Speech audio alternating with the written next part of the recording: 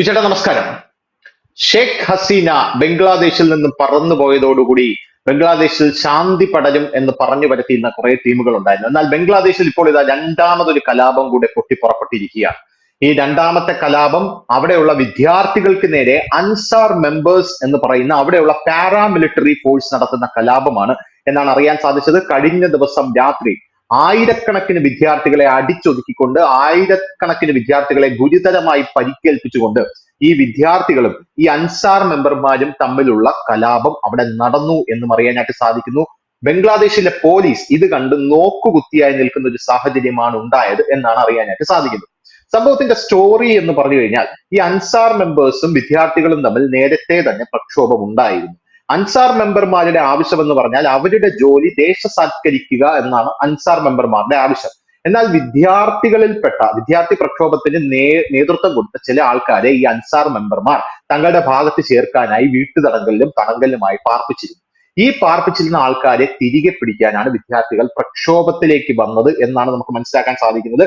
Exact ആയിട്ട് പറഞ്ഞു കഴിഞ്ഞാൽ ബംഗ്ലാദേശിലെ തലസ്ഥാനമായ ധാക്കയിൽ രാത്രി സെക്രട്ടേറിയറ്റിന് അടുത്താണ് ഈ അതിഭീകരമായിട്ടുള്ള കലാപം പൊട്ടിപ്പുറപ്പെട്ടതെന്നാണ് അറിയാനായിട്ട് സാധിക്കുന്നത്. ധാക്ക സർവകലാശാലയിൽ വിവിധ ഡോർമെട്രികളിൽ നിന്നുള്ള വിദ്യാർത്ഥികൾ അവർ പറയുന്നതെന്ന് പറഞ്ഞാൽ സ്വേച്ഛാധിപത്യത്തിന്റെ ഏജന്റുമാരാണ് അൻസാർ മെമ്പർമാരെന്ന് പറയുന്നത്. അതായത് നമ്മൾ ആദ്യമേ പറഞ്ഞു ഈ ബംഗ്ലാദേശിൽ നിങ്ങൾ ഷെയ്ഖ് ഹസീനയെ പുറത്താക്കി കഴിഞ്ഞാൽ അവിടെ നടപ്പാകാൻ പോകുന്നത് സ്വേച്ഛാധിപത്യമായിരിക്കും, നിങ്ങൾ ഇതുവരെ കാണാത്ത ചങ്ങലകളായിരിക്കും നിങ്ങൾക്ക് മേൽ വരാൻ പോകുന്നത് എന്നാണ് പറഞ്ഞത്. അതുപോലെ തന്നെ അൻസാർ മെമ്പർമാർ തങ്ങളെ നിയന്ത്രിക്കാൻ ശ്രമിക്കുന്നു എന്ന് പറഞ്ഞ് സ്വേച്ഛാധിപത്യത്തിന്റെ ഏജന്റുമാരാണ് ഇവരെന്ന് പറഞ്ഞാണ് ഇടക്കാല ഗവൺമെന്റിന്റെ ഉപദേശകനും വിവേചനത്തിനെതിരായ സ്റ്റുഡൻസ് പ്രസ്ഥാനത്തിന്റെ പ്രധാന വ്യക്തിയുമായിട്ടുള്ള നഹിദ് ഇസ്ലാം, പിന്നെ കോർഡിനേറ്റർമാരായ ഒരാളുണ്ട് സർജീസ് ആലം, ഹസ്നസ് അബ്ദുള്ള, ഇവരെ എല്ലാം അൻസാർ അംഗങ്ങൾ ഇവരെയാണ് തടഞ്ഞു വെച്ചിരിക്കുന്നത്. ഈ വിദ്യാർത്ഥി പ്രക്ഷോഭത്തിന്റെ പ്രധാന തലകളായിരുന്നു. ഇവരെ തടഞ്ഞു വെച്ചിട്ട് ഇവരെന്ത് ചെയ്തു? അൻസാർ മെമ്പർമാര് ഈ വിദ്യാർത്ഥികൾക്കിടയിലേക്ക് നുഴഞ്ഞു കയറി അവർക്കിടയിൽ വലിയ രീതിയിലുള്ള ആധിപത്യം സ്ഥാപിക്കാനായിട്ട് ശ്രമിച്ചു. അങ്ങനെ ശ്രമിച്ചപ്പോ അൻസാർ മുൻ ഡയറക്ടർ ജനറൽ മേജർ AKM അമിനുൽ ഹക്കിന്റെ നടപടിയായിരുന്നു ഇത്. ഇതിനെ അപലപിച്ച് വിദ്യാർത്ഥികളുടെ പ്രതിഷേധത്തിന്റെ ഒരു കോർഡിനേറ്റർ ഉണ്ട്, അയാളുടെ പേര് ഹസ്നത്ത് അബ്ദുള്ളയാണ്. അയാളാണ് ആഹ്വാനം ചെയ്തത് എല്ലാ വിദ്യാർത്ഥികളും ഇപ്പോ രാജു സ്കൾപ്ചർ എന്ന് പറയുന്ന അവിടെ ഒരു സ്കൾപ്ചർ ഉണ്ട്, അത് ടെററിസത്തിനെതിരെയുള്ള ഒരു സ്കൾപ്ചറാണ്, അതിന്റെ മുമ്പിൽ അണിനിരക്കണം നിങ്ങൾ എല്ലാവരും, അതിന്റെ മുമ്പിൽ അണിനിരന്ന് ഇവന്മാർക്കെതിരെ അടി തുടങ്ങണം എന്ന് പറഞ്ഞു. അങ്ങനെ അതിന്റെ മുമ്പിൽ പതിനായിരക്കണക്കിന് വിദ്യാർത്ഥികൾ കഴിഞ്ഞ ദിവസം അണിനിരന്നു. അൻസാർ മെമ്പർമാരും വിദ്യാർത്ഥികളുമായി അവിടെ വലിയ രീതിയിലുള്ള ഒരു പ്രക്ഷോഭം കഴിഞ്ഞ ദിവസം രാത്രി പൊട്ടിപ്പുറപ്പെട്ടിരിക്കുകയാണ്. ഇത് സർക്കാരിന് വലിയ രീതിയിലുള്ള തലവേദനയായി മാറുമെന്നാണ് ഇപ്പോൾ പല മാധ്യമങ്ങളും റിപ്പോർട്ട് ചെയ്യുന്നത്. ഈ ഹസ്നത്ത് അബ്ദുള്ള എന്ന് പറയുന്ന വിദ്യാർത്ഥി പ്രക്ഷോഭത്തിന്റെ തലവനുണ്ടല്ലോ, അയാൾ ഇട്ടിരിക്കുന്ന ഫേസ്ബുക്ക് പോസ്റ്റ് എല്ലാവരും രാജുവിന്റെ അടുത്തേക്ക് വരൂ, സ്വേച്ഛാധിപത്യ ശക്തികൾ അൻസാർ സേനയിലൂടെ തിരിച്ചു വരവിന് ശ്രമിക്കുന്നു, അവരുടെ ആവശ്യങ്ങൾ നിറവേറ്റിയ ശേഷവും ഞങ്ങളെ സെക്രട്ടേറിയറ്റിൽ പൂട്ടിയിട്ടു. ഈ റാലിയുടെ നിലവിളി വിദ്യാർത്ഥി സമൂഹത്തിനിടയിൽ കടുത്ത നിരാശയും രോഷവും എടുത്തു കാണിക്കണം, ഇത് സമീപ ദിവസങ്ങളിൽ ഞങ്ങൾ വർദ്ധിപ്പിച്ചുകൊണ്ടേയിരിക്കുമെന്നാണ് പറയുന്നത്. ബംഗ്ലാദേശ് വീണ്ടും ഒരു കലാപത്തിലേക്ക് പോവുകയാണ്. ഒരു കലാപം അവിടെ കഴിഞ്ഞു, അതിനുശേഷം ന്യൂനപക്ഷങ്ങൾക്ക് നേരെയുള്ള ആക്രമണമായി, ഇപ്പോഴിത് അവന്മാര് പരസ്പരം കിടന്ന് അടിക്കാനായിട്ട് തുടങ്ങിയിരിക്കുകയാണ്. എന്തായിരിക്കും ഇപ്പൊ ബംഗ്ലാദേശിലെ ഇതിന്റെയൊക്കെ ഒരു അവസ്ഥ എന്ന് പറയുന്നത്? ധനുഷ്, ഇതിന് രണ്ട് ആംഗിൾ ഉണ്ട്. ഒന്ന്, ഈ ബംഗ്ലാദേശില് ഈ ഷെയ്ഖ് ഹസീനയുടെ രാജ്യം വിടലുമായി ബന്ധപ്പെട്ട് നമ്മളുടെ മാധ്യമങ്ങളും ഒപ്പം തന്നെ അന്തർദേശീയ മാധ്യമങ്ങളും ഒക്കെ ഒരു വലിയ ബ്രേക്കിംഗ് അന്ന് നൽകിയിരുന്നു. അത് ബംഗ്ലാദേശ് സൈന്യത്തിന്റെ പിടിയിലേക്ക് സൈനിക ഭരണം ബംഗ്ലാദേശിൽ വരുന്നു, അവിടുത്തെ സൈനിക മേധാവി ലോകത്തെ അഭിസംബോധന ചെയ്തുകൊണ്ട് ഏതാനും നിമിഷങ്ങൾക്കകം സംസാരിക്കുമെന്നുള്ളൊക്കെ ബ്രേക്കിംഗ് ന്യൂസുകൾ നമ്മൾ അന്ന് കണ്ടതാണ്. അതായത് സൈന്യം ആത്യന്തികമായി ബംഗ്ലാദേശിൽ ഭരണം പിടിക്കും എന്നുള്ള സൂചനകൾ തന്നെയാണ് തുടക്കം മുതലേ ഉണ്ടായിരുന്നത്. കാരണം ഇപ്പോൾ ഇത് കാണുമ്പോൾ നമുക്ക് ഓർമ്മ വരുന്നത് ഈ വിദ്യാർത്ഥി പ്രക്ഷോഭം വലിയ രീതിയിൽ അവിടെ തുടങ്ങി വലിയ അക്രമ സംഭവങ്ങളിലേക്ക് പോകുമ്പോഴും പലയിടത്തും സൈന്യം അവർക്ക് വഴിയൊരുക്കി കൊടുക്കുകയാണ് ചെയ്തത്. സൈന്യം ഒരിടത്തും അവരെ തടഞ്ഞില്ല. കാരണം നമുക്കറിയാം, ഒരു രാജ്യത്ത് എത്ര വലിയ പ്രക്ഷോഭമാണ്, ഇന്ത്യയിൽ എന്താ പ്രക്ഷോഭത്തിന് വല്ല കുറവുണ്ടായിരുന്നു? വലിയ പ്രക്ഷോഭങ്ങളാണ് എങ്കിൽ പോലും അതിനെ തടുത്തു നിർത്താൻ അവിടുത്തെ സേനയ്ക്ക് കഴിയും. അതുകൊണ്ടാണല്ലോ അവരെ സുരക്ഷാ സേന എന്ന് പറയുന്നത്. അപ്പോ അവർക്ക് ഈ വിദ്യാർത്ഥികൾക്കൊക്കെ അവിടെ എത്താനായിട്ട്, കാരണം വിദ്യാർത്ഥികളൊന്നും ധാക്കയിൽ ഉണ്ടായിരുന്നവരല്ല എല്ലാവരും, ഒരു പല സ്ഥലത്തുനിന്ന് തമ്പടിച്ച് വന്നവരാണ്. അപ്പൊ അവരൊക്കെ എത്താനുള്ള വഴി ഒരുക്കി കൊടുത്തത് ഈ പട്ടാളമാണ്. അത് പട്ടാളം കൂടെ സഹായിച്ചു, അത് ഷെയ്ഖ് ഹസീന തുറന്നെന്ന് പറയുകയും ചെയ്തു. പട്ടാളം കൂടെ സഹായിച്ചിട്ടാണ് ആ ഒരു പ്രക്ഷോഭം വലിയ രീതിയിൽ കത്തിക്കാളിയതൊക്കെ. അപ്പൊ പട്ടാളത്തിന്റെ മനസ്സിലൊരു ലക്ഷ്യമുണ്ട്, നമ്മളിത് പാകിസ്ഥാനിൽ കണ്ടിട്ടുണ്ട് പലപ്പോഴും. പാകിസ്ഥാനിൽ എങ്ങനെയാണ് സൈന്യം അവിടെ അട്ടിമറി നടത്തുന്നത്. ആദ്യം അട്ടിമറി ചെയ്യുന്നവർക്ക് അവർ കൂട്ടുനിൽക്കും. അങ്ങനെ എല്ലാം പിടിച്ചു കഴിയുമ്പോൾ ആകപ്പാടെ താറുമാറായ അവസ്ഥയിലേക്കാണ് ഈ പട്ടാളം വീണ്ടും അവിടെ ഭരണത്തിലേക്ക് വരുന്നത്. ഇത് സെയിം സിറ്റുവേഷൻ തന്നെയാണ് ബംഗ്ലാദേശിലും ഒരുപക്ഷെ അടുത്ത് തന്നെ വരാൻ പോകുന്ന ഒരു കാര്യം. അതിന്റെ ഭാഗമായിട്ട് കൂടി വേണം നമ്മൾ ഇപ്പോൾ ഈ കാണുന്ന, ഇതൊരു സേനാ വിഭാഗമാണ്. ഈ സേനയും വിദ്യാർത്ഥികളും നമ്മളുടെ അടി ഒരു സാമ്പിൾ, ഒരു വെടിക്കെട്ടാണ്, അല്ലെങ്കിൽ ഒരു ടെസ്റ്റ് ഡോസ് എന്ന് നമുക്ക് പറയേണ്ടി വരും. ഇതാണ് ഇതിന്റെ ഒന്നാമത്തെ ആംഗിൾ എന്ന് പറയുന്നത്. രണ്ടാമത്തെ ഒന്നെന്ന് പറഞ്ഞു കഴിഞ്ഞാൽ, ഏതൊരു രാജ്യത്തെ ആണോ അതിന്റെ ഭരണഘടനയും നിയമങ്ങളും സുസ്ഥിരമായ ജനാധിപത്യ ഭരണവും അട്ടിമറിച്ച് ഒരു ഗ്രൂപ്പ് അധികാരത്തിൽ വരുന്നത്, ആ രാജ്യത്തിന്റെ നട്ടലാണ് അത് തകർക്കുന്നത്. കാരണം ഒരു ഗ്രൂപ്പ് അധികാരത്തിൽ വരുമ്പോൾ അതിനെതിരെ പ്രതികരിച്ചിട്ടുള്ള അനവധി ഗ്രൂപ്പുകൾ വേറെ ഉണ്ടാകും. കാരണം ഒരു സിസ്റ്റം ഇല്ല എന്നുണ്ടെങ്കിൽ ആർക്കും എപ്പോഴും എവിടെയും കടന്നു ചെല്ലാൻ കഴിയും. നമ്മൾ കണ്ടതാണ് യമൻ, സിറിയ, അഫ്ഗാനിസ്ഥാൻ, അങ്ങനെ ലോകത്തെമ്പാടും നോക്കിക്കോളൂ. മതരാഷ്ട്രം സ്ഥാപിക്കാനാണെന്ന് പറഞ്ഞ് അഴിച്ചുവിട്ട ഭീകരവാദം, അവർക്കിടയിൽ തന്നെയുള്ള അനവധി ഗ്രൂപ്പുകൾ ആ രാജ്യങ്ങളെ ഛിന്ന ഭിന്നമാക്കി പ്രവിശ്യകളായി തരംതിരിക്കുന്ന രീതിയിലേക്ക് കാര്യങ്ങൾ മാറിയിരിക്കുന്നു. ഇത് തന്നെ ബംഗ്ലാദേശിൽ സംഭവിക്കും. കാരണം ഈ ജമാഅത്ത് ഇസ്ലാമി അവിടുത്തെ ഒരു ശക്തമായ സംഘടനയാണെങ്കിലും അതിനെതിരെ പ്രവർത്തിക്കുന്ന അനവധി സംഘടനകളുണ്ട്. കാരണം എല്ലാവരുടെയും ഐഡിയോളജി ഒരുപോലെ അല്ല എന്നും കൂടെ നമ്മൾ മനസ്സിലാക്കും. അതായത് ഇപ്പൊ നമ്മുടെ രാജ്യത്ത് എന്തുകൊണ്ടാണ് ഇത്തരം വലിയ കലാപങ്ങളും പ്രക്ഷോഭങ്ങളും വലിയ രീതിയിൽ സംഭവിക്കാത്തതെന്ന് പറഞ്ഞാൽ ഇവിടെ ഒരു ഉറച്ച ഭരണമുണ്ട്. അതിപ്പം BJP എന്നല്ല, ആര് വന്നാലും ഒരു ഉറച്ച ഭരണവും അതിനൊപ്പം നിൽക്കുന്ന സൈനികരും ഒരു സിസ്റ്റം ഉള്ളത് കൊണ്ടാണ് ഇവിടെ അങ്ങനത്തെ കളികളൊന്നും നടക്കാത്തത്. നേരെ മറിച്ച് ഇങ്ങനെ അത് സിസ്റ്റം പൊളിക്കുകയാണ് ഇവർ ആദ്യം ചെയ്യുന്നത്. പട്ടാളം ചെയ്യുന്ന പണി അവിടുത്തെ സിസ്റ്റം പൊളിക്കുകയാണ്. ആ സിസ്റ്റം പൊളിക്കാനാണ് ഈ പ്രക്ഷോഭകാരികൾക്ക് അവർ വളം വെച്ചു കൊടുത്തത്. അങ്ങനെ അവിടുത്തെ സിസ്റ്റം പോയി, അതായത് നിയമവാഴ്ച പോയി, എല്ലാം പോയി. അവസാനം അവരിപ്പോ പേരിന് വേണ്ടിയിട്ടാണ് അവിടെ ഒരു ഭരണാധികാരിയെ കൊണ്ടുവച്ച് പോകുന്നത്. അതിന് ഇടക്കാല സർക്കാർ എന്നാണ് അവർ തന്നെ വിശേഷിപ്പിക്കുന്നത്. സർക്കാർ എന്ന് പോലും അവർ പറയുന്നില്ല, ഇടക്കാല സർക്കാർ, ടെമ്പററി ആയിട്ടുള്ള ഒരു സെറ്റപ്പ്, അത്ര മാത്രമേ ഉള്ളത്. അവിടെയാണ് ഇപ്പോൾ ഈ ഒരു രീതിയിലുള്ള കലാപം തുടങ്ങിയിരിക്കുന്നത്, രണ്ടാമത്തെ കലാപം. ഈ കലാപം ഇനി വൈകാതെ പോലീസിലേക്ക് മാറും. കാരണം നിലവിൽ ബംഗ്ലാദേശിലെ പോലീസ് സ്റ്റേഷനൊക്കെ വർക്ക് ചെയ്യുന്ന സൈന്യത്തിന്റെ കാവലിലാണെന്നാണ് ഏറ്റവും പുതിയ അപ്ഡേഷൻസ് വരുന്നത്. സൈന്യത്തിന്റെ കാവലിൽ അത് വർക്ക്. ഇച്ചിരി കഴിയുമ്പോൾ ഇത് പോലീസുകാരിലേക്ക് നീങ്ങും ഈ കലാപം. അങ്ങനെ പോലീസും ജനങ്ങളുമായിട്ട് വരും. അതായത് സിസ്റ്റം തകരുന്നതിന്റെ ഒരു ബേസിക് ആയിട്ടുള്ള ഒരു എന്താണ് വിഷ്വലാണ് ഇതെല്ലാം. അത് കഴിയുമ്പോഴത്തേക്കും അടുത്തത് പതുക്കെ സൈന്യം, ഇവിടെ ഈ ക്രമസമാധാന നിലയെ തകർന്ന് വലിയ പ്രശ്നങ്ങളായി കഴിയുമ്പോൾ സൈന്യം രംഗത്തെത്തുകയും സൈന്യം അധികാരം പിടിച്ചെടുക്കുകയും ചെയ്യും. യാതൊരു സംശയമില്ലാത്തൊരു കാര്യമാണത്. ആ രീതിയിലേക്കാണ് കാര്യങ്ങൾ പോയിക്കൊണ്ടിരിക്കുന്നത് എന്നാണ് നമുക്ക് ഇതിന് മനസ്സിലാക്കാൻ കഴിയും.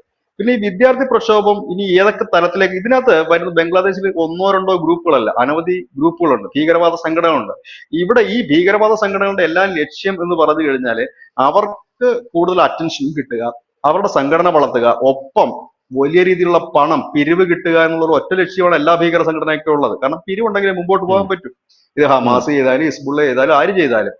അപ്പൊ ആ പിരിവിന് വേണ്ടിയിട്ട് ഇവർക്ക് ഇവരുടെ പവർ കാണിക്കണം, അധീശത്വം സ്ഥാപിക്കണം. അതിന് വേണ്ടിയിട്ട് അവർ പ്രയത്നിച്ചുകൊണ്ടേയിരിക്കും. യാതൊരു സംശയമില്ലാത്ത കാര്യമാണ്. അതാണ് ഇപ്പോൾ ബംഗ്ലാദേശിൽ നടന്നുകൊണ്ടിരിക്കുന്ന ഒരു കാര്യം.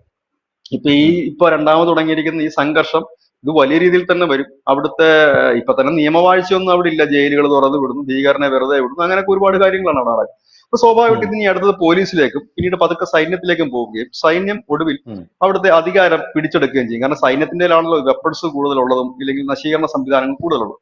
അത് അവർ പിടിച്ചെടുക്കും എന്നുള്ള കാര്യത്തിൽ യാതൊരു തർക്കവുമില്ല. ഇത് നമ്മൾ കരുതിയത് ഈ ഷെയ്ഖ് ഹസീന നാട് വിടുമ്പോൾ സൈന്യം പിടിച്ചെടുക്കുമെന്നായിരുന്നു.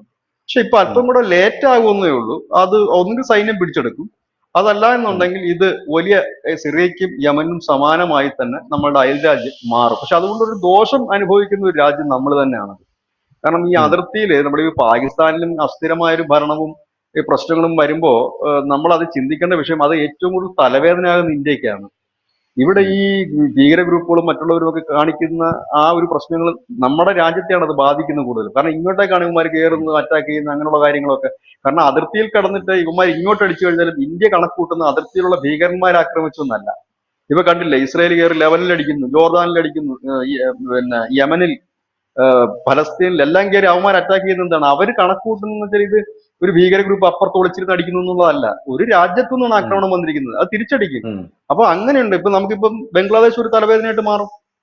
അതാണ് അതിനകത്ത് സംഭവിക്കാൻ പോകുന്ന ഒരു കാര്യം. പക്ഷെ എനിക്ക് തോന്നുന്നു ബംഗ്ലാദേശ് സൈന്യം വരികയാണെങ്കിൽ കുറച്ചുകൂടെ സേഫ് ആയിരിക്കും ഇന്ത്യ എന്ന് എനിക്ക് തോന്നുന്നു. കാരണം സൈന്യത്തിന് ഇന്ത്യയുടെ ഒരു കരുത്തും കാര്യങ്ങളൊക്കെ അറിയാവുന്നതുകൊണ്ട് അവര് കുറച്ചുകൂടെ ഒക്കെ കാര്യങ്ങൾ ഭംഗിയായിട്ട് കൊണ്ടുപോകുമെന്നാണ് എനിക്ക് തോന്നുന്നത്. കാരണം ഇപ്പോഴിരിക്കുന്നത് ഭരണവേ അല്ല, ഭരണസമിതിയും അല്ല. കാരണം ഒരു ഇടക്കാല സർക്കാർ അവർ തന്നെ വിശേഷിപ്പിക്കപ്പെടുന്ന ഒരു സംഭവമാണ്. ഒരു സിസ്റ്റം ഇല്ല അവിടെ. അതാണ് ഇപ്പോൾ അവിടെ നടന്നുകൊണ്ടിരിക്കുന്നത്. പക്ഷെ എന്റെ ഭയം അതല്ല. അവിടെ ഹിന്ദുക്കൾ ഒരു വലിയ പരിധി വരെ ഭീതിയിലാണ്. കഴിഞ്ഞ ദിവസം അവിടെ ഈ അത് ഞാൻ പറഞ്ഞില്ല, ഭരണം പോയി കഴിഞ്ഞപ്പോൾ അവിടെ അനുഭവിക്കുന്നത് 1,35,00,000 ഹിന്ദുക്കളുള്ള ഒരു രാജ്യമാണ് ബംഗ്ലാദേശ്. 17 കോടി ജനസംഖ്യയുള്ള രാജ്യമാണ് ഈ ബംഗ്ലാദേശ്. 5 ജില്ലകളിൽ ഹിന്ദുവിന്റെ ഒരു മെജോറിറ്റി നമുക്ക് പറയാൻ പറ്റില്ല, ഹിന്ദുക്കളുടെ ഒരു നിർണായക ശക്തിയാണ്. അതായത് ഒരു 20-നും 26% ഇടയിലുള്ള 5 ജില്ലകളുണ്ട്. അങ്ങനെ ഒരു സമൂഹമാണ് ഹിന്ദു സമൂഹം. ഇപ്പോൾ തന്നെ അവിടെയുള്ള ജോലികളെല്ലാം ഹിന്ദുക്കളോട് രാജിവെക്കാൻ ആവശ്യപ്പെട്ടിരിക്കുന്നു. കഴിഞ്ഞ ദിവസം നമ്മൾ അറിഞ്ഞത് ഈ ഹിന്ദുക്കൾക്ക് നികുതി ഏർപ്പെടുത്തിയിട്ടുണ്ട്. ഇപ്പോൾ ജസിയ പോലൊരു നികുതി ഇപ്പോൾ ഈ ബംഗ്ലാദേശിൽ ഏർപ്പെടുത്തിയിട്ടുണ്ട്. അത് ഏർപ്പെടുത്തിയത് ആരാണെന്ന് ചോദിച്ചാൽ BNP, അവിടുത്തെ മുമ്പ് ഭരിച്ചുകൊണ്ടിരുന്ന, ഇപ്പോൾ ഈ പ്രക്ഷോഭം ഉണ്ടാക്കിയ ഒരു പാർട്ടിയുണ്ട്, Bangladesh nationalist party. Nationalist party. ആ നാഷണലിസ്റ്റ് പാർട്ടിയും ജമാഅത്ത് ഇസ്ലാമിയും ഒക്കെയാണ്. അവർക്ക് 15,000 രൂപ കൊടുത്തു ഈ ഹിന്ദുക്കൾ അവിടുത്തെ. കൊടുത്തിട്ട് അപ്പം അടുത്ത ഗ്രൂപ്പ് ഇവിടുത്തെ പൈസ വെക്കുകയാണ്. പൈസ ചോദിക്കുന്നു എന്ന് മാത്രമല്ല, ഇവരുടെ കയ്യിലുള്ള സ്വർണ്ണാഭരണങ്ങൾ തരണം, നിങ്ങൾ സ്വർണം ഇനി മുതൽ ഈ രാജ്യത്ത് ഉപയോഗിക്കരുത്. രണ്ടാമത് പറഞ്ഞ കാര്യമാണ് അതിലും ഞെട്ടിക്കുന്നത്, നിങ്ങളുടെ പെൺകുട്ടികളെ ഞങ്ങൾക്ക് വിട്ടുതരിക. അതായത് നമ്മൾ പാകിസ്ഥാനിൽ കണ്ടിട്ടുണ്ട് ഇത്, ഹിന്ദു കുട്ടികളെ തട്ടിക്കൊണ്ടു പോവുക, വിവാഹം കഴിക്കുക, മതം മാറ്റുക, അങ്ങനെയുള്ള രീതി കണ്ടിട്ടുണ്ടെങ്കിൽ ആ സമാന സ്ഥിതിയാണ് ബംഗ്ലാദേശിൽ. നിങ്ങളുടെ പെൺകുട്ടികളെ ഞങ്ങൾക്ക് വിട്ടുതരൂ, നിങ്ങളുടെ കയ്യിലുള്ള സ്വർണം തരൂ, നിങ്ങൾ നികുതി അടച്ചുവിടെ ചെയ്യും. അത് ഒരു കൂട്ടർക്ക് നികുതി കൊടുത്താൽ പോലെ അല്ല. ഒന്ന് ആലോചിച്ച് നോക്കൂ, സ്വന്തം രാജ്യത്ത് ജനിച്ച് വളർന്ന് ഈ രാജ്യത്ത് ഒരു പൗരൻ മറ്റൊരു സംഘടനയ്ക്ക് നികുതി കൊടുത്ത് ജീവിക്കേണ്ടി വരുന്ന ഒരു സാഹചര്യം ഇത് തന്നെയല്ലേ വടക്കിഴക്കൻ സംസ്ഥാനങ്ങളിൽ പലയിടത്തും നടക്കുന്നത്. അവിടെ പിന്നെ ഇത്തരത്തിലുള്ള നികുതി പിരിവില്ല. എന്തുകൊണ്ടാണ് ഈ മാവോയിസ്റ്റുകളെയും നക്സലുകളെയും ഒക്കെ പൂർണ്ണമായി പിഴുതെറിയുമെന്ന് അമിത്ഷാ പറഞ്ഞപ്പോൾ ഈ രാജ്യത്ത് ഏറ്റവും കൂടുതൽ കയ്യടി കിട്ടിയെന്നറിയാവോ? ഈ ജാർഖണ്ഡിലും അതുപോലെ നക്സൽ ബാധിത മേഖലയിലുമൊക്കെ ചെക്ക് പോസ്റ്റുകൾ സ്ഥാപിച്ചുകൊണ്ട് അവിടുത്തെ ജനങ്ങളുടെ പിരിവും കാര്യങ്ങളും നിയമവും കോടതിയും എല്ലാം ഈ നക്സലുകളായിരുന്നു, മാവോയിസ്റ്റുകളായിരുന്നു. അവിടെയാണ് അതിനെ പൂർണ്ണമായിട്ട് ഇറാഡിക്കേറ്റ് ചെയ്യാനുള്ള ശ്രമം ആരംഭിച്ച് പൂർണ്ണമായിട്ട് തന്നെ കൊന്നൊടുക്കുകയാണ് ചെയ്യുന്നത്. മുമ്പെന്ന് പറഞ്ഞാൽ ഈ നക്സലുകളെ അല്ലെങ്കിൽ മാവോയിസ്റ്റുകളെയൊക്കെ കൊല്ലുകയല്ലായിരുന്നു, അവരോട് കീഴടങ്ങാൻ പറയുകയും കീഴടങ്ങുന്നവർക്ക് ജോലിയും മറ്റു കാര്യങ്ങളൊക്കെ കൊടുക്കും. ഇപ്പൊ ആ ഒരു പോളിസി അമിത്ഷാ ആഭ്യന്തരമന്ത്രിയായിട്ട് വന്നതിന് ശേഷം മാറ്റി. കാരണം കണ്ടു കഴിഞ്ഞാൽ അപ്പൊ തീർത്തേക്കുക, പിന്നെ ഒരു ചർച്ച വേണ്ട എന്നുള്ളതാണ്. അങ്ങനെ കൊന്നൊടുക്കിയില്ലേ എത്രയോ എണ്ണം. അങ്ങനെ പല സംസ്ഥാനത്തും പോയി. ഇന്നലെ അദ്ദേഹം റാഞ്ചിയിലുണ്ടായിരുന്നു, ജാർഖണ്ഡിൽ ഇന്നലെ ഒരു മീറ്റിംഗ് ഉണ്ടായിരുന്നു. ഈ എല്ലാ സംസ്ഥാനത്തെയും ഈ നക്സൽ ബാധിത സംസ്ഥാനം, എനിക്കൊന്ന് കേരളത്തിൽ നിന്നും പോയിട്ടുണ്ടായിരുന്നു, ഏതോ ഉദ്യോഗസ്ഥരെ കണ്ട പങ്കെടുത്തിരുന്നു. അപ്പൊ അദ്ദേഹം പറഞ്ഞു 2026 കോടി പൂർണ്ണമായി തീർക്കുമെന്ന് പറഞ്ഞു കഴിഞ്ഞിട്ടുണ്ട്. അതായത് എല്ലായിടത്തും തീർന്നു. എന്തുകൊണ്ടാണ് ഇപ്പൊ ഈ നമ്മുടെ കേരളത്തിൽ പോയാലും ഈ മാവോയിസ്റ്റ് വേട്ട ശക്തമാകുന്ന ഒരു കാരണം ഇത് തന്നെയാണ്. അപ്പം നമ്മളുടെ രാജ്യത്ത് ഒരു സമാന്തര സമ്പദ്ഘടന, ഒരു വ്യവസ്ഥ ഉണ്ടാക്കുകയും അവിടുന്ന് ജനങ്ങളുടെ കയ്യിൽ നിന്ന് തിരിച്ചെടുക്കുകയും ചെയ്യുമ്പോഴാണ് അതിനെതിരെ വരുന്നത്.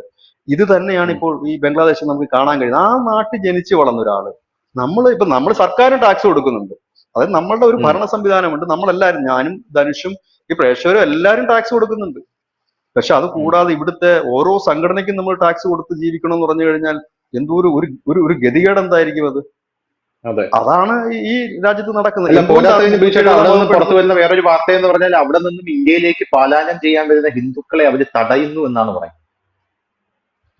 അതെന്താന്ന് വെച്ച് കഴിഞ്ഞാൽ അതിനകത്തൊരു വലിയ ഇതുണ്ട്. അതായത് ഈ രണ്ട് രീതിയിൽ അതിനെ കാണേണ്ടി വരും. കാരണം ഹിന്ദുക്കളുടെ ഒരു വലിയ പലായനം അവിടുന്ന് ഉണ്ടായി കഴിഞ്ഞു കഴിഞ്ഞാൽ അതൊരു ചെറിയ വിഷയമായിരിക്കും, വലിയ വിഷയം തന്നെ ആയിരിക്കും അത്. കാരണം ഈ ഹിന്ദുക്കൾ ഈ പറയുന്ന 1,34,00,000 പേര് അവിടെ ഉണ്ട്. ആ ജനസംഖ്യ ഇങ്ങോട്ട് വന്നാൽ അത്രയും തന്നെ ബംഗ്ലാദേശികൾ ഇന്ത്യയിലുണ്ട്. ബംഗ്ലാദേശി പൗരന്മാരുടെ ഒരു ഔദ്യോഗിക കണക്കുകൾ അനുസരിച്ചാണെങ്കിൽ പോലും 1 കോടിക്ക് മേൽ, 1.5 കോടിക്ക് അടുത്ത് വരുന്ന ബംഗ്ലാദേശികൾ ഇന്ത്യയിൽ പലയിടത്തും പണിയെടുക്കുന്നുണ്ട്. ഇതൊരു വലിയ സാധനം. പണ്ട് ഞാൻ ഇന്നലത്തെ ചർച്ചയിൽ പറഞ്ഞൊരു കാര്യമുണ്ട്. അന്നൊരു ബാൽ ഠാക്കറെ ഉണ്ടായിരുന്നു നേപ്പാളികളോട് പറയാൻ, ഇവിടുന്ന് ഒരു അടി തുടങ്ങിക്കഴിഞ്ഞാൽ നിങ്ങളുടെ ആൾക്കാരെ താങ്ങാൻ നിങ്ങൾക്ക് പറ്റില്ല എന്ന് പറഞ്ഞു. അതുപോലെ ബംഗ്ലാദേശികൾക്ക് ഇവിടുത്തെ ജനം പൊട്ടന്മാരൊന്നും അല്ലല്ലോ. ഇപ്പം മതേതരത്വമൊക്കെ പറയാനൊരു സുഖം ഉണ്ടാകും, പക്ഷെ പഴയ പോലെ മതേതരത്വം പറഞ്ഞ് കേട്ടുകൊണ്ടിരിക്കുന്ന ഒരു ജനമൊന്നും ഇന്നിവിടെ ഈ രാജ്യത്തില്ല. അങ്ങനെ ഒരു വലിയ പ്രതിഷേധം ഇവിടുന്ന് അങ്ങോട്ടേക്ക് ഒരു അടി തുടങ്ങിക്കഴിഞ്ഞാൽ അവർക്ക് താങ്ങാൻ പോലും പറ്റില്ല. അത് വലിയ കലാപമായും സംഘർഷമായും യുദ്ധമായും മാറും. എന്തുകൊണ്ടാണ് അവർ ആ ഹിന്ദുക്കളെ തടയുന്നതെന്ന് വെച്ചാല് അവരെ ഇങ്ങോട്ട് കടത്തി വിട്ടു കഴിഞ്ഞാൽ വലിയ പ്രശ്നങ്ങളാണ് ഉണ്ടാകുന്നത്.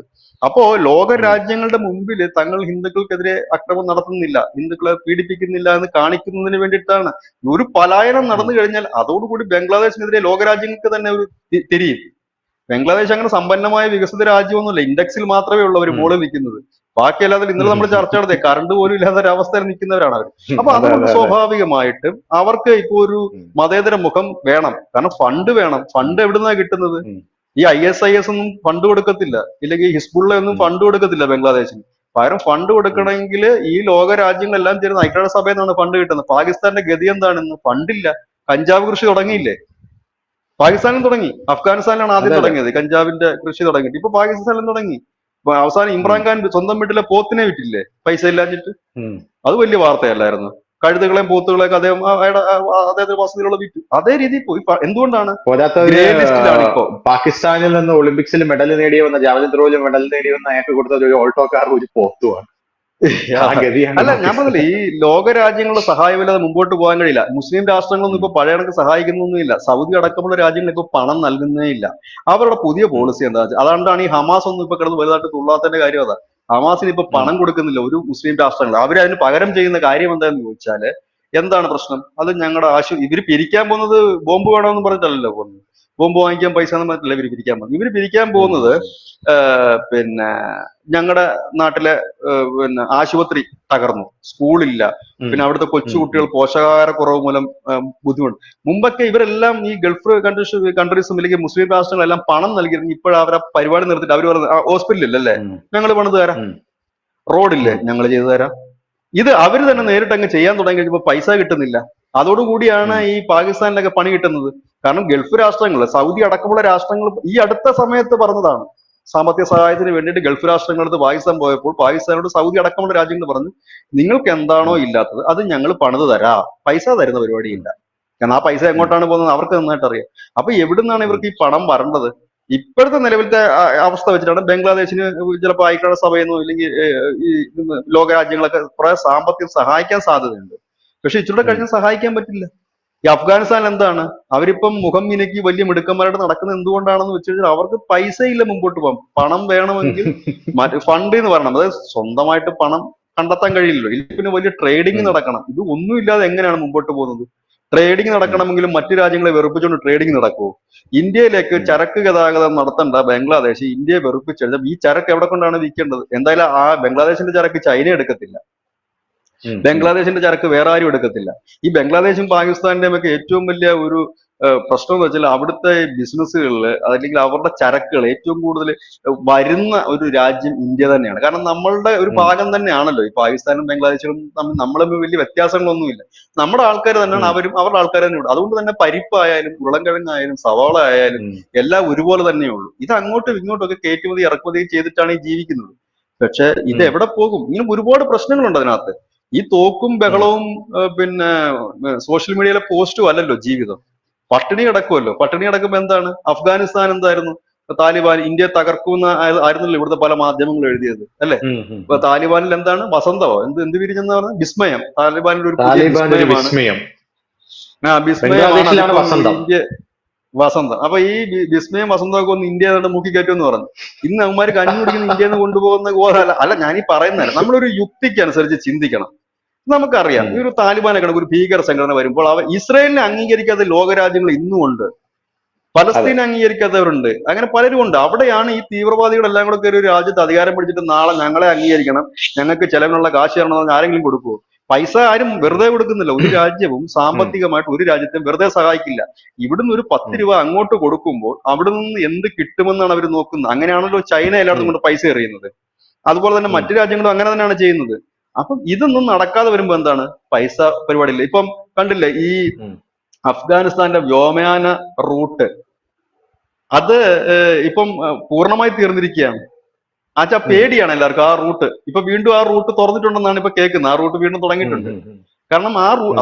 അതായത് ആകാശപാത ഉപയോഗിക്കുന്നതിന് കിട്ടുന്ന ഒരു ഫീസ് എങ്കിലും അവന്മാർക്ക് കിട്ടും. അതുപോലും അതെ അതെ. 3 വർഷമായിട്ട് ഇല്ലായിരുന്നെന്നാണ് ഈ വാർത്തയോട് അനുബന്ധിച്ച് വന്ന വാർത്ത. കഴിഞ്ഞ 3 വർഷമായിട്ട് ഒരു ഫ്ലൈറ്റ് സർവീസുകളും ഒരു വിമാന കമ്പനികളും അഫ്ഗാനിസ്ഥാന്റെ ആകാശപാത യൂസ് ചെയ്യുന്നില്ല.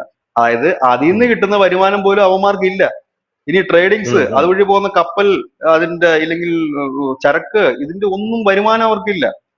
അവർക്ക് ഉം. പ്രത്യേകിച്ച് വരുമാനമില്ല. ഇവർക്ക് മുമ്പോട്ട് പോകണ്ടേ. അതിനാണ് അവർ ചെയ്യുന്ന പണി ഈ മയക്കുമരുന്ന് ഉത്പാദിപ്പിക്കുന്നത്. മയക്കുമരുന്ന് ഉം. ഉത്പാദിപ്പിച്ച് പലയിടത്തായിട്ട് വിൽക്കുക. അതിന് തടയിടുന്നതിന് വേണ്ടിയിട്ടാണ്. കാരണം ഇത് പല രാജ്യങ്ങളിലും മരുന്നിനും മറ്റും ഉപയോഗിക്കുന്നത്. അതിന് തടയിടുന്നതിന് വേണ്ടിയിട്ടാണ് ഇപ്പൊ യൂറോപ്യൻ കൺട്രീസിൽ പലയിടത്തും കഞ്ചാവ് കൃഷി ലീഗലായി കൊടുത്തു. കാനഡ ഉം. അടക്കമുള്ള രാജ്യത്ത് കഞ്ചാവ് വിൽപ്പനയും കൃഷിയും ഒക്കെ ഇപ്പൊ ലീഗൽ ആയിട്ട് അവർക്ക് ചെയ്യാൻ പറ്റും. അപ്പൊ അങ്ങനെ വരുമ്പോഴത്തേനും ഈ ഉം. കള്ളക്കടത്തിന്റെ ഒഴുക്ക് ഒരു പരിധി വരെ അവർക്ക് സ്റ്റോപ്പ് ചെയ്യാൻ പറ്റും. പിന്നെ ഉം. മരുന്നിനും ഒക്കെയുള്ള ആവശ്യത്തിന് കഞ്ചാവ് യൂസ് ചെയ്യാനും പറ്റും. അതാ ഞാൻ പറഞ്ഞത്. ഒരു രാജ്യത്തിന്റെ ഒരു തകർച്ചയായിട്ട് തന്നെ ഇതിനെ കാണും. ഈ ബംഗ്ലാദേശിന്റെ ചെറിയൊരു വിഷയമല്ല. ബംഗ്ലാദേശ് സ്വയം കുഴി തോണ്ടുകയാണെന്ന് അവിടെ ഉള്ളവർക്ക് അറിയാം. ഒരു ചെറിയ വിഭാഗത്തിനെങ്കിലും അറിയാൻ കഴിയും. പക്ഷേ ഈ ഹിന്ദു വിരോധം അവർക്ക് ഇനി അധിക നാൾ മുമ്പോട്ട് കൊണ്ടുപോകാൻ കഴിയില്ല. കാരണം ആ വിരോധത്തിന് അവർ നൽകേണ്ടി വരുന്ന വില പാകിസ്ഥാന്റേത് പോലെ അല്ല. അതിലും വലിയ വിലയാണ് ബംഗ്ലാദേശ് കൊടുക്കേണ്ടി വരുന്നത്. കാരണം പാകിസ്ഥാനികളൊന്നും ഇവിടെ പണിയെടുക്കുന്നില്ല. പക്ഷെ ബംഗ്ലാദേശികൾ ഏതാണ്ട് 1 കോടി 1.5 കോടിക്ക് അടുത്ത് ജനം ഈ ഇന്ത്യ മഹാരാജ്യത്ത് മഹാരാഷ്ട്രയിലും കേരളത്തിലും ജാർഖണ്ഡിലും മണിപ്പൂരിലും അടക്കം പണിയെടുക്കുന്നുണ്ട്.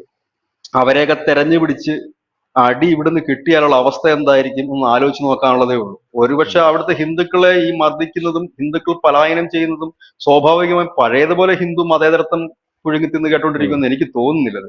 കാരണം ഈ ജാർഖണ്ഡിൽ കഴിഞ്ഞ ദിവസം ഒരു 4-5 ദിവസം മുമ്പ് അതിർത്തിയിൽ ഒരു വലിയ ബംഗാളുമായിട്ട് ഷെയർ ചെയ്യുന്ന ഒരു അതിർത്തി ഉണ്ട് അവർക്ക്. ആ അതിർത്തിയിൽ ഒരു വലിയ വമ്പൻ റാലി നടന്നു. അവിടുത്തെ ആദിവാസികൾ സമൂഹം ഉൾപ്പെടെ പങ്കെടുത്ത ഒരു വലിയ ഹൈന്ദവ റാലി നടന്നു. അതിൽ പറഞ്ഞിരിക്കുന്നത് അവിടം തൊട്ട് അടിയോടം എന്നാണ് അവര് പറഞ്ഞിരിക്കുന്നത്. ജാർഖണ്ഡിൽ തന്നെ ഉള്ള അനധികൃതമായ കുടിയേറ്റക്കാരെ ഇവിടുന്ന് ഞങ്ങൾ പിടിച്ച് പുറത്താക്കും. അത് വലിയ പ്രശ്നം നടന്നുകൊണ്ടിരിക്കുകയാണ്. ഇപ്പൊ ജാർഖണ്ഡിന്റെ അടുത്ത് നോക്കിയാൽ അറിയാൻ പറ്റും. ഏറ്റവും വലിയ പ്രശ്നം ഇപ്പൊ ഇന്ത്യ നടക്കുന്നത് ജാർഖണ്ഡിലാണ്. അവിടെ ഈ കോളേജിലൊക്കെ ഈ റോഹിംഗ്യ മുസ്ലിങ്ങൾ അടക്കം അവിടെ അത് എങ്ങനെ കണ്ടുപിടിച്ചെന്ന് വെച്ചാൽ അത് ധനുഷ് കണ്ടു കാണും ആ വാർത്ത. അവിടെ ഈ BJPക്ക് വോട്ട് കുറയാൻ തുടങ്ങി. വോട്ട് കുറയാതെ വലിയ രീതിയിൽ പെട്ടെന്ന് വോട്ട് കുറയുന്നു. ഒപ്പം തന്നെ ഈ വോട്ട് കൂടുകയും ചെയ്യുന്നുണ്ട്. ഒരു വല്ലാത്ത പ്രതിഭാസമാണ്. അപ്പൊ അവരുടെ വോട്ട് കുറഞ്ഞത് എവിടെയാണെന്ന് തപ്പി ഇറങ്ങി. ലോക്സഭാ തെരഞ്ഞെടുപ്പിൽ അവരുടെ സ്ഥാനാർത്ഥികൾക്ക് എവിടെയൊക്കെയാണ് വോട്ട് കുറഞ്ഞത് തപ്പി ഇറങ്ങിയപ്പോഴാണ് അവർക്കത് മനസ്സിലാകുന്നത്. ഒരു ഒരു പാർലമെന്റ് മണ്ഡലത്തിൽ 18,000 തൊട്ട് 20,000 വോട്ടുകൾ വരെ BJP അനുഭാവികളുടെ, പാർട്ടി പ്രവർത്തകരുടെ അല്ല, അനുഭാവികൾ, അവർക്ക് വോട്ട് ചെയ്യുന്നവരെ അവർക്ക് അറിയാമല്ലോ ആരൊക്കെ വോട്ട് ചെയ്യുന്നു. അവരുടെ പേരുകളെല്ലാം വോട്ടേഴ്സ് ലിസ്റ്റിൽ നിന്ന് നീക്കം ചെയ്തിരിക്കുന്നു. അവിടങ്ങളിലൊക്കെ പുതിയ വോട്ടർമാർ. ഈ വോട്ടർമാരെ തപ്പിയായിട്ട് പിന്നെ ഇവന്മാർ അന്വേഷണം, ഈ വോട്ടർമാർ ആരാണ്. അപ്പോഴാണ് പെട്ടെന്നുണ്ടാകുന്ന വോട്ടർമാർ എന്തായാലും ഒരു കുട്ടി ജനിച്ച് 18 വയസ്സാണല്ലോ വോട്ടിംഗ് പേര് വരണമെങ്കിൽ. ഇതെങ്ങനെയാണ് ഇത്രയും പേര് കൂടിയ നോക്കുമ്പോൾ ഇതെല്ലാം ബംഗാൾ വഴി, പശ്ചിമ ബംഗാൾ വഴി വന്നിരിക്കുന്ന റോഹിംഗ്യ മുസ്ലിങ്ങൾ അടക്കമുള്ളവരാണ് ഇവിടെ കൊണ്ടുവന്ന് വെക്കുക. എന്നിട്ട് ഇവന്മാർ ചെയ്യുന്നവനെ അവിടെ ഈ ആദിവാസി ഗോത്രവർഗ മേഖലയിൽ കയറിയിട്ട് അവിടുത്തെ പെൺകുട്ടികളെ വിവാഹം കഴിക്കുക, സ്ഥലം വാങ്ങുക, ഇങ്ങനെയുള്ള ഒരു വലിയ ഇൻവേഷൻസ് അവിടെ നടക്കുന്നുണ്ട് എന്ന് ഈ ഒരു കണ്ടെത്തൽ, അതായത് വോട്ട് എവിടെ പോയി എന്ന് അറിയാൻ വേണ്ടി നടത്തിയ അന്വേഷണമാണ്.